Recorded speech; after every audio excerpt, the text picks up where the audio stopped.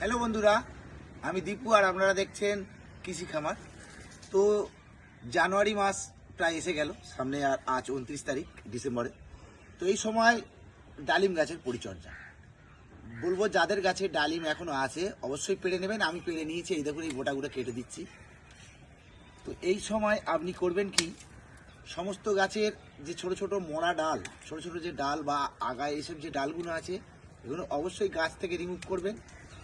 আর এটা ভিডিওটা বড় হয়ে যাবে, তাই আমি কেটে নিচ্ছি, তারপর বলছি।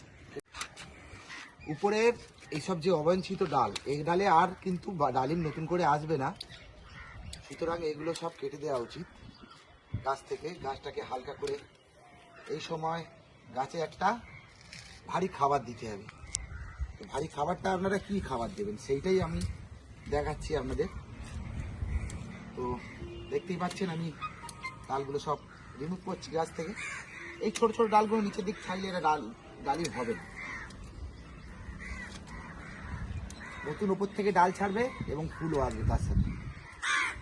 ওই কাটিংয়ের পর আপনারা কি করবেন, দেখতে পাচ্ছেন কতটা রিমুভ করেছি। কাটিংয়ের পর গাছে একটা ভালো মতন ভারী খাবার একটা দিতে হবে। ভারী খাবারটা কি? ভারী খাবারটা হচ্ছে, খাবারটা আমার তৈরি করা আছে 3-4 মাস আগে। এতে আছে ভার্মি কম্পোস্ট 10 কিলো, আর 1 কিলো সর্ষের খোল, 1 কিলো বাদাম খোল, 1 কিলো নিম খোল, 1 কিলো জিয়ার দানা, 1 কিলো শিংকুচি, 1 কিলো হাড় গুঁড়ো, এইভাবে আমি রেখে দিয়েছি।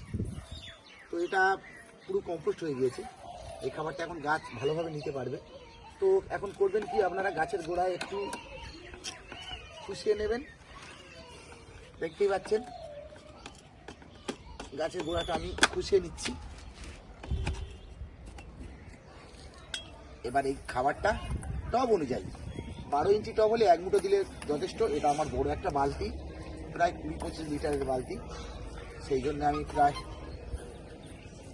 3-4 মুঠো মতো দিয়ে দিলাম, দিয়ে একটু জল।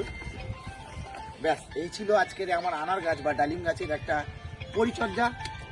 এরপর নতুন ডাল ছাড়বে, নতুন পাতা আসবে, প্রচুর ফুল হবে, আর গাছ আপনার ভরে উঠবে।